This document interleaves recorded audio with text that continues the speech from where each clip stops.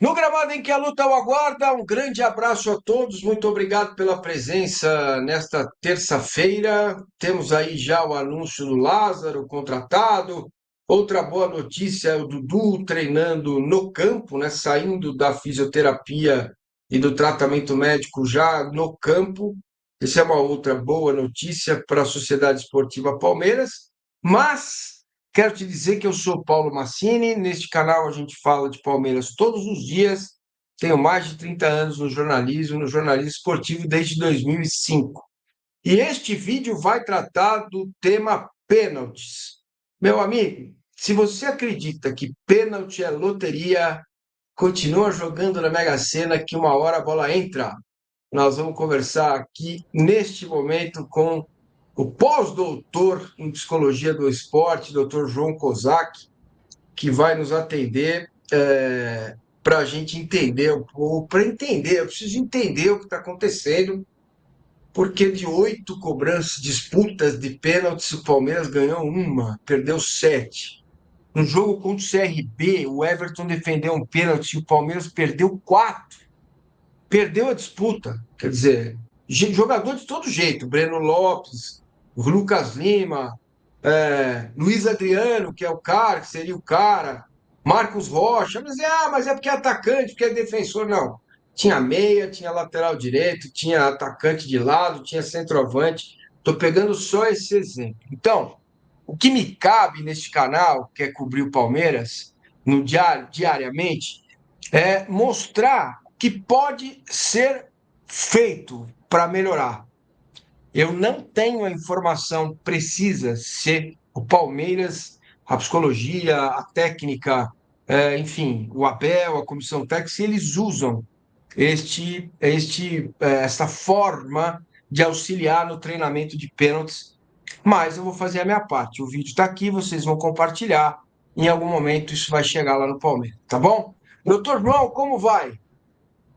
Meu querido Paulo Massini, grande abraço aí aos amigos do canal. É sempre uma alegria estar aqui com vocês. Obrigado novamente pelo convite. Prazer imenso a gente poder aqui falar sobre modernidade, né, Paulo? Eu acho que é importante a gente, por mais resistência que exista ainda no futebol, diante do trabalho psicológico, a gente vê muitos clubes se abrindo para a psicologia do esporte, mas ainda dentro de uma área mais da saúde mental e pouco no alto rendimento. Né? Tem essa questão, tem que ter um psicólogo, se o jogador for expulso, se o jogador surtar, se o jogador tiver com depressão, isso tudo é muito importante. Mas também é importante essa parte que nós vamos conversar hoje, é importante que os amigos conheçam também, porque nós vamos falar sobre temas que são utilizados em clubes do futebol europeu, em grandes seleções pelo mundo, e que a gente ainda vê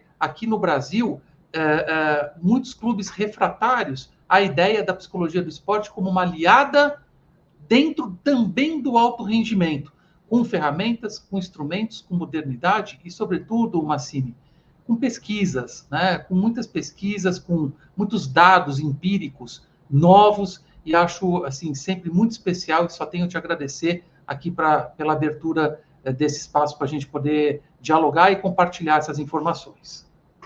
Bom, doutor João, olha só, obrigado, vamos nessa.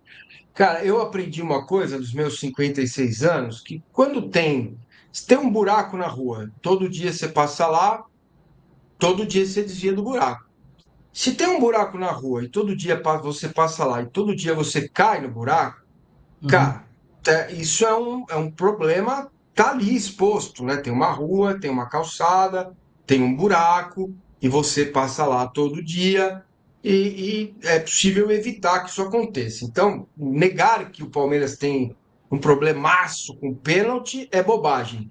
A partir daí, o que é possível ser feito? Como a psicologia do esporte pode auxiliar comissão técnica, jogadores, a bater o pênalti. Eu sei que dependendo do olhar que você tem no jogador, com o posicionamento dele, quadril, perna e tal, você consegue ter mais ou menos uma ideia de onde o cara vai estar pensando em chutar. Pode ser que na hora o cara mude, beleza, mas como a psicologia pode tratar isso? Então, Massini, além dessa questão que você nos trouxe, né, do olhar, da parte postural do atleta, de todo o scout, né, o jogador que tem X% no meio, X% na direita, bate Y% na esquerda, o goleiro também. Quer dizer, os times, eles se estudam, eles têm profissionais que fazem esse estudo prévio. Então, quando você vai por uma disputa de pênalti, naturalmente, já se tem um estudo prévio dos batedores, né, os principais batedores, você tem aí uma ideia daqueles que principalmente vão poder bater, e também do goleiro, basicamente aonde ele pegou mais pênalti de que lado, no meio, direita, esquerda. Então, esse é um ponto que é super importante. Agora, em paralelo a isso, e aí a minha área, a gente tem, no caso específico do Palmeiras, como você trouxe, né, o histórico passado, recente, de 8 disputas, 7 derrotas. Isso é um número bastante significativo, principalmente quando a gente passa a operar dentro da ideia de crença. Um pensamento, quando ele é repetido por várias vezes, uma ocorrência, quando ela é repetida várias vezes, ela tende a gerar um pensamento sobre essa questão, e esse pensamento, quando é repetido várias vezes, ele se torna uma crença. Então, consciente ou inconscientemente, quando surge uma decisão por pênaltis, e aí depois o próprio Abel falou no final, né? Fomos, na minha opinião, melhores nos 90 minutos, mas não sabemos cobrar pênalti. Né? E aí o que a gente pensa? O jogador profissional de um grande clube como o Palmeiras esqueceu como cobra pênalti? Isso não existe. Né? Isso ele faz desde que ele é criança. Então, o que eu acho importante aí, num primeiro momento, é a gente analisar a crença que está se estabelecendo no Palmeiras de que há pênaltis, é derrota. Há pênaltis, o Everton pega poucos pênaltis. Há pênaltis, jogadores erram. Isso começa a se sedimentar no campo institucional e se faz necessário uma intervenção no campo psicológico. Uma ruptura, né? Exatamente, uma ruptura, muito bem colocado o termo, uma ruptura dessa crença para que novos paradigmas possam começar a ocorrer e o Palmeiras passar novamente a ganhar essas disputas, como historicamente conquistou, inclusive, até uma Libertadores, né, na cobrança de pênaltis. Então, assim, historicamente, o time tem conquistas e isso é um passado recente que, se você não cuidar, tende a virar um padrão de comportamento. Esse é o grande ponto. Esse é um primeiro ponto. No segundo ponto, e isso é um trabalho eminentemente psicológico com os atletas, eventualmente com os atletas que sentem mais, podem ser os atletas que, porventura, estejam com menos esperança, com menos confiança, com menos segurança de bater os próximos pênaltis, e não só, e aqui eu quero dizer uma coisa que eu acho que cabe a gente conversar. A questão não é só quando você passa, né, de um padrão de crença, no caso, uma disputa por pênaltis, e isso não é mexido, naturalmente o que passa a acontecer? Num próprio pênalti de jogo, já pode vir o fantasma. Nossa, pênalti.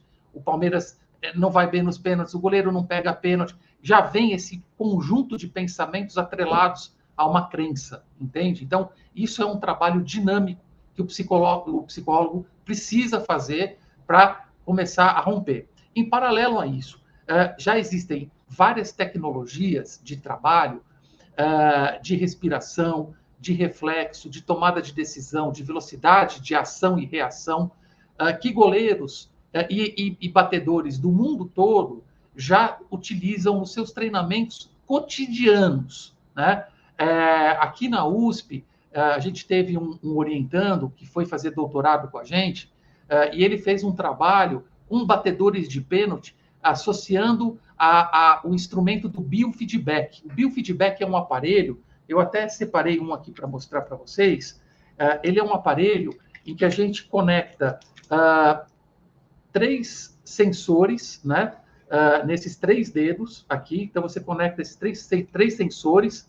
Né, dentro a gente tem aqui, ó, vocês podem ver, captadores. Né? Então, a gente conecta 3 dedos e na outra face a gente instala num USB. Você tem aqui a fonte, né, e o canal de recebimento, de recepção dos dados. E aí o que acontece?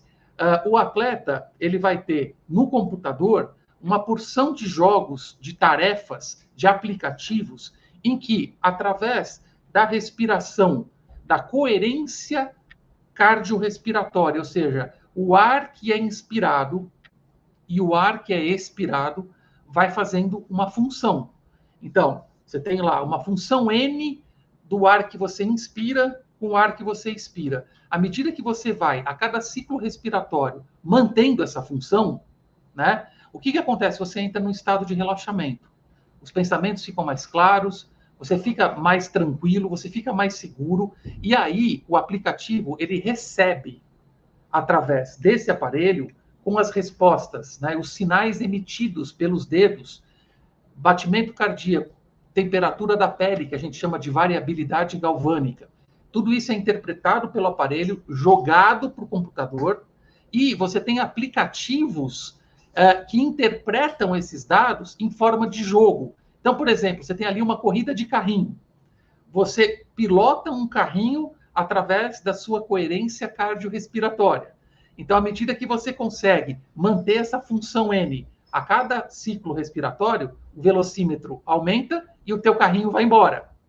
Se Então entra é um pensamento... possível, é possível fazer este treinamento, porque durante o jogo não vai dar para usar o Não aparelho. dá, não Então, dá. assim, fazendo esse treinamento, utilizando esses dados, você consegue adequar a sua respiração para aquela caminhada que deve ser brutal até chegar na hora de Perfeito, bater o pênalti. perfeito, Massini, perfeito. Você matou a charada em cima da pinta. É exatamente isso. A gente treina o atleta no campo respiratório para ele encontrar o que a gente chama no bom português, né? A paz interna ou o isolamento de toda uma situação para você ter um hiperfoco na sua tarefa. Então, quando a gente efetua o treinamento com esse aparelho, eu estava comentando dos aplicativos, você tem diversos aplicativos que a gente utiliza esse instrumento, um é desse do carrinho. À medida que você está numa pista, de repente entra um pensamento, corta o teu fluxo respiratório, o velocímetro do carrinho começa a cair e os outros começam a te ultrapassar. E aí isso simula para você uma situação que você precisa reagir. É uma reação de oposição. Você tem uma oposição que o aplicativo está te colocando. E aí te obriga a retomar o ciclo respiratório, o velocímetro vai crescer e o teu carrinho vai alcançar os que estão lá na frente. Ele simula uma situação em que você precisa resgatar de volta, né? Perdão o pleonasmo, mas é bem isso mesmo, né? Aí você usando isso no dia a dia do treino, não todo dia, mas no dia a dia do Quando em treino, quando, claro. você vai se adequando para quando chegar o momento. Inclusive, isso causa, durante o jogo, aí um detalhe tático de quem viu o jogo, Palmeiras e São Paulo, nos últimos 15 minutos, o Palmeiras estava com pressa e o São Paulo nem tanto. Ah, Exatamente. então, beleza. Então, ó, deu para entender. A partir daí, quais são outras estratégias e tecnologias que podem ser usadas para, quando você controla a respiração, você fica mais tranquilo, você consegue ver o gol, ver o goleiro, entende o que está acontecendo, sai daquela, né, aquela vaia e tal, ou daquele, Sim. meu Deus, o que vai acontecer? O que pode fazer, que pode ser um passo adiante? Tá. O passo adiante, antes até da gente falar do treinamento com goleiros também, que é muito importante, mas ainda dentro do campo dos batedores, o que a gente deve pensar é o seguinte: você tem exercícios, técnicas dentro desse espectro da respiração, que são técnicas de visualização, técnicas de mentalização de performance. E isso também é alguma coisa que dá para você fazer num ou outro treino com os atletas e convidá-los a fazer nas suas casas, quando estiverem deitados e tudo mais, para ganhar familiaridade com a ação. Você precisa ter intimidade, você não pode duvidar em nenhum momento daquilo que você vai fazer. Porque quando você titubeia em algum momento, você favorece, nesse momento, o goleiro. O goleiro que está ali, a gente sabe, né? O goleiro está ali, se ele pegar, ele é herói, se ele tomar o gol, a não ser como uma situação como essa que o Palmeiras vem sofrendo, que o pessoal fala, o Everton não pega pênalti. Tá, ele não pega pênalti, mas os jogadores também não estão convertendo.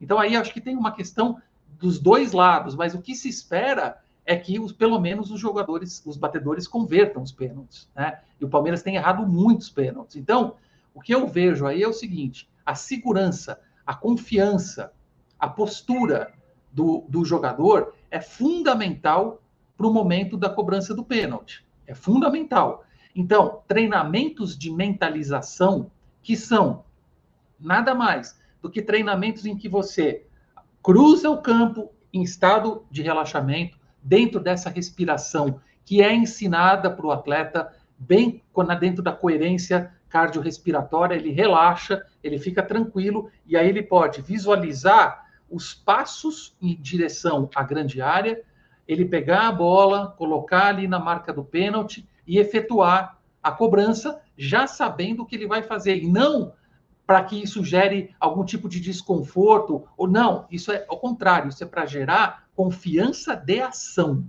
E aí, quando ele efetivamente for a campo e for bater um pênalti, ele já parte de um treinamento prévio de mentalização, de visualização e também de controle do processo respiratório, que normalmente é o primeiro processo que vai embora quando tem algum tipo de ansiedade, algum tipo de desconforto ou algum tipo de nervoso, né? Aí, ou de uma ansiedade somática ou cognitiva, né? Quer dizer, ou o coração disparado, que é, no caso, uma ansiedade somática, ou um fluxo de pensamentos muito grande, ali que a gente sabe que entre o meio de campo e a marca do pênalti pode passar a vida do cara 5 vezes de frente para trás e de trás para frente. Então, é importante Isso treinar. serve para cobrança de falta, para bola parada do Também, escanteio, para tudo. quem cruzar na área. Sim, Caramba, velho. Pô, deixa tudo. o seu like aí, o batedor de pênalti. Se inscreva no canal, por gentileza. Doutor João, sinceramente não sei se o Palmeiras faz esse tipo de trabalho. O senhor tem conhecimento se o Palmeiras faz isso ou não? Olha, eu nunca ouvi falar, eu sei que o Palmeiras tem uma psicóloga que era da base e trabalha no time profissional. Eu nunca vi imagens, eu nunca soube, né, da Uhum. utilização de técnicas ou materiais ou tecnologia, de fato, que é amplamente utilizada no futebol mundial dentro do Palmeiras. Aliás, eu nunca vi isso acontecer também nem dentro do São Paulo, nem dentro do Corinthians, em lugar nenhum. Aqui no Brasil é muito raro isso acontecer, e inclusive, Massini, se eu não me engano, foi na última Copa, saiu uma matéria com o goleiro da Suíça, mostrando, né, o treinamento que ele faz de reflexo, de tomada de decisão, de velocidade de reação. E esse instrumento que ele utiliza, eu aqui na Associação Paulista da Psicologia do Esporte, com os meus alunos aqui na USP, onde eu fiz o doutorado, a gente utiliza amplamente no trabalho com goleiros, né? Eu trouxe aqui o óculos, ele é um óculos de treinamento de reação, né? É um óculos da Nike, né? Ele aqui, ó, deixa eu virar para o pessoal poder ler. Reaction Training Eyewear, tá? É um óculos da Nike que, na prática, é esse aqui, tá? E ele tem algumas funções que são bem interessantes, e aqui do lado a gente tem como configurar o disparo estroboscópico do óculos, né? Então, a gente coloca isso aqui no goleiro, né? A gente coloca o óculos no goleiro, e aí a gente configura o óculos aqui dos lados para que ele faça o quê? Para que ele tampe uma visão e no outro fique disparando uma luz estroboscópica. Depois a gente reconfigura para tampar o outro lado e no primeiro disparar a luz estroboscópica. E depois a gente reconfigura para fazer disparos alternantes, né? E o que a gente faz entre esses estímulos utilizando o óculos? Entre os estímulos, a gente pega primeiro uma bola de handball, que é uma bola menor, e aí a gente começa a jogar para o goleiro e ele precisa encontrar a bola dentro desse estímulo que é super dificultado, porque imagine, Massini, você não tem uma vista e a outra você está debaixo de um disparo estroboscópico. Então, para você encontrar a bola, e uma bola de handball, é bem complicado. Então você fica fazendo, joga no chão, o goleiro abaixa, tem que encontrar a bola, tudo isso é treino de reflexo. Depois, você passa a pegar uma bola de futebol, que fica um pouco mais confortável, que é uma bola maior, e é a bola que o goleiro está acostumado a jogar e a agarrar, né?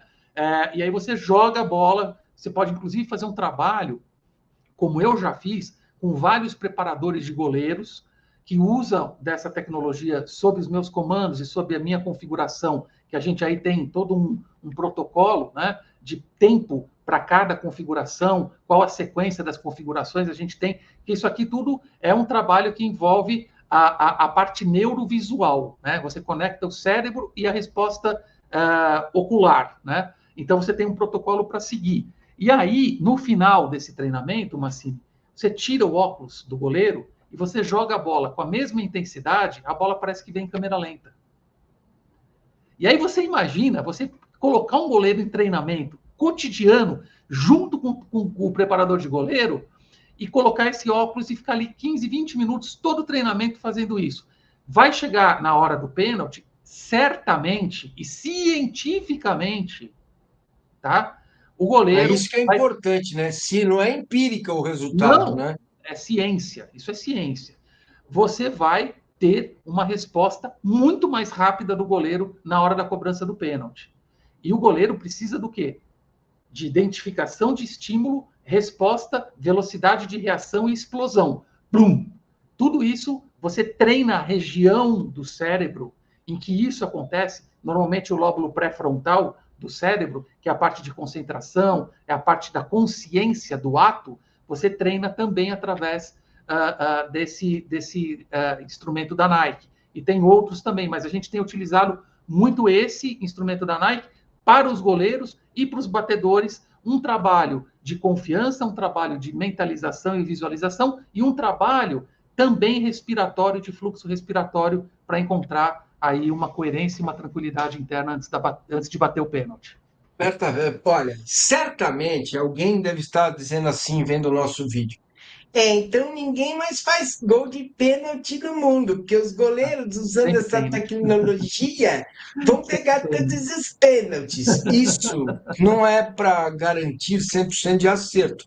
É para Não, melhorar, para evoluir, para deixar o goleiro mais rápido, para que o goleiro não tenha que adivinhar o maldito canto, né, o Everton? Não adivinha o maledeto canto.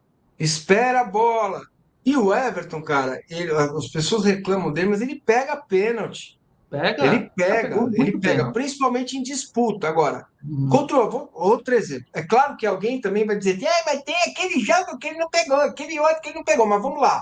Palmeiras e Boca, Libertadores da América, faz 4 meses. Pô, Allianz Parque, Boca vai bater o primeiro. Quem vai bater? Cavani.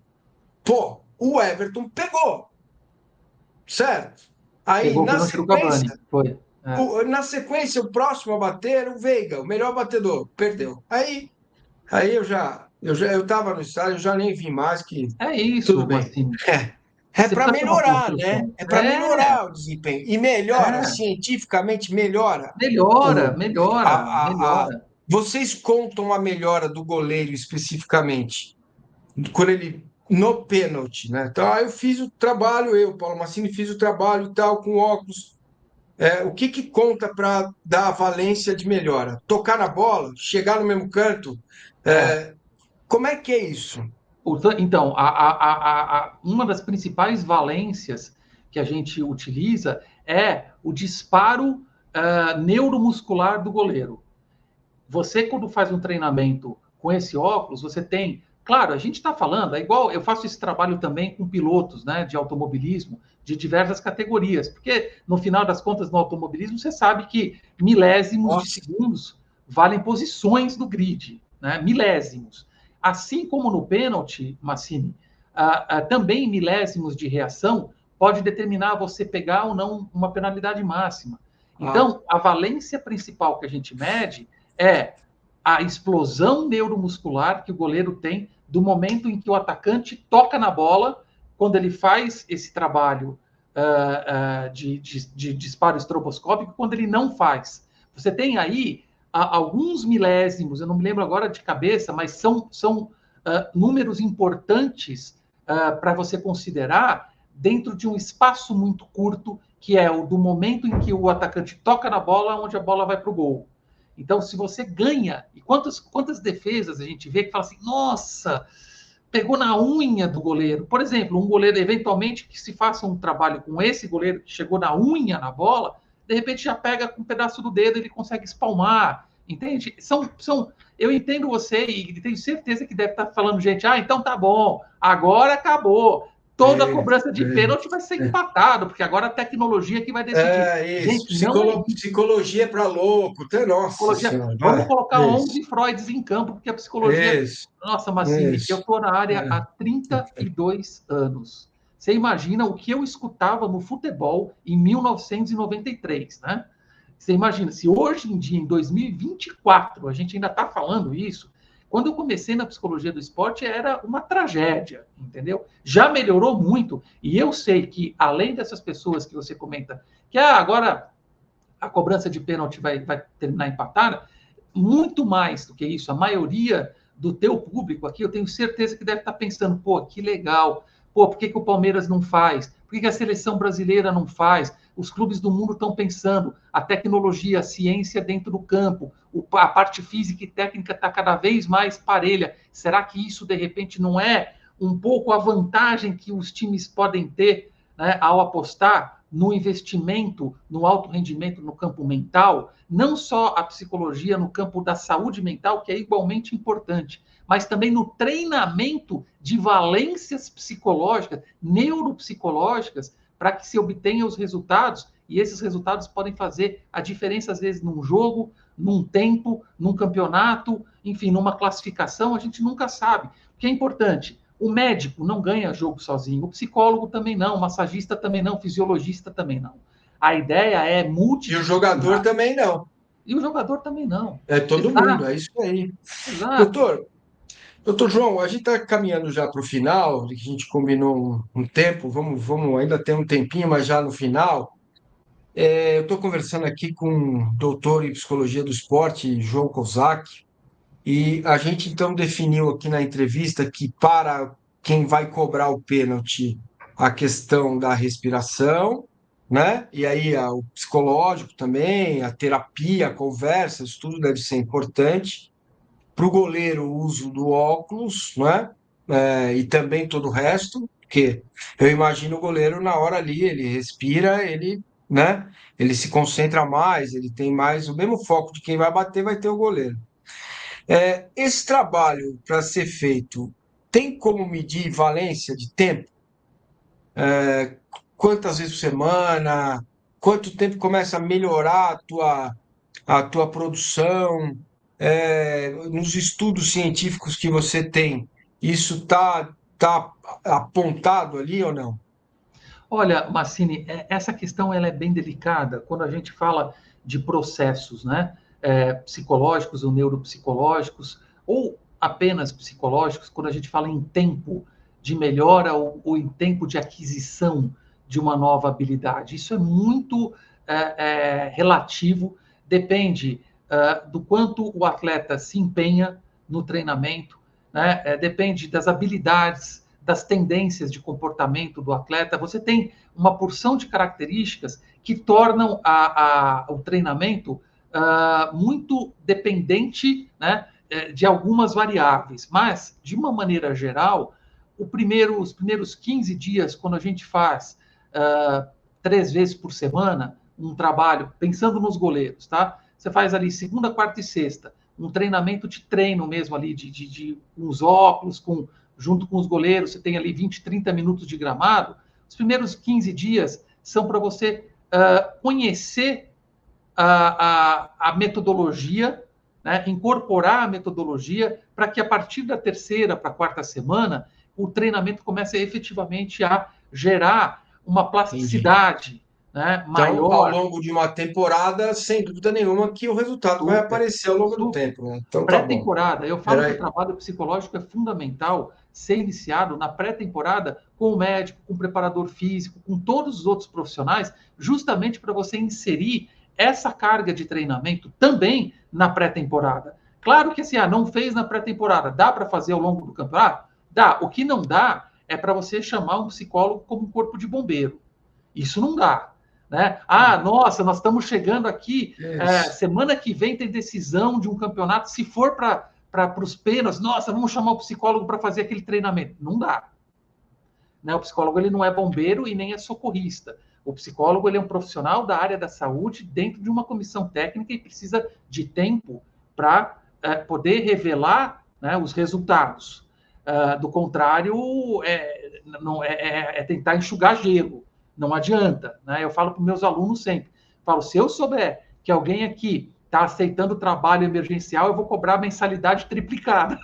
Eu brinco com o pessoal, porque não pode. Nosso trabalho é de base, é de prevenção e promoção de saúde. Portanto, Massini, eu acho que a partir da terceira semana, com uma certa regularidade, 3 vezes por semana o treinamento, tanto com os batedores como o protocolo dos óculos, a partir da terceira para a quarta semana, o atleta ele já internalizou o método e já começa a ganhar resultado ali mesmo, né, de explosão, de velocidade de reação, de tomada de decisão. Isso, a partir da terceira semana, ele já começa. E aí, você pode estabelecer ali 2 vezes por semana como uma manutenção e uma melhora ao longo de todo o campeonato. Eu acho que se você tem ali dois momentos na semana em que você pode trazer esse input para o atleta, para o goleiro, no caso, junto com o treinador de goleiro, sempre. Por isso que eu digo, o trabalho psicológico, ele se insere na fisioterapia, na medicina, na preparação de goleiros. A gente tem que ter uma ideia multidisciplinar e o psicólogo precisa participar do dia a dia do clube. Muito bom. Doutor João Kozak, muito obrigado, doutor em Psicologia do Esporte, conosco aqui, para a gente tentar contribuir de alguma forma, não só com o Palmeiras, mas com o futebol brasileiro, porque se existe ciência, existe tecnologia, é preciso usar, né?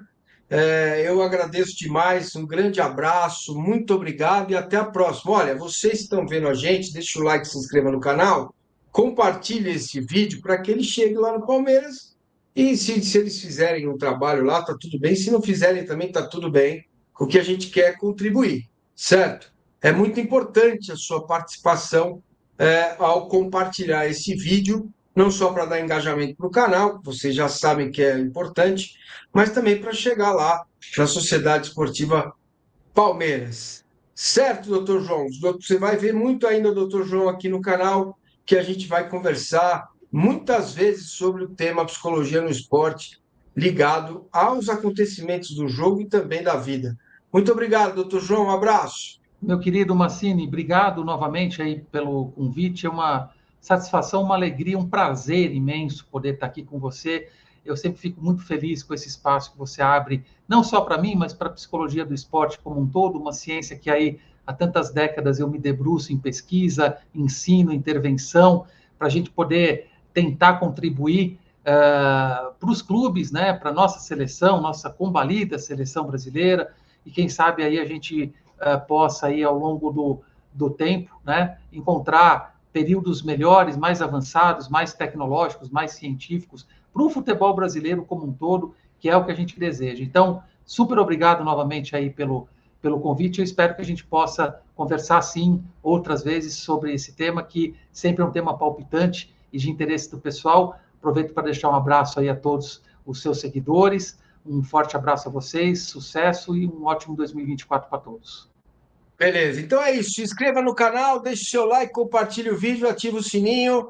E olha, vou dizer para vocês, hein? Já falei lá no início do vídeo, para quem chegou do meio para frente, o Lázaro foi aprovado, tá aí, vai se jogar no Palmeiras, e o Dudu já saiu da fisioterapia e está já em campo, o que é muito bom.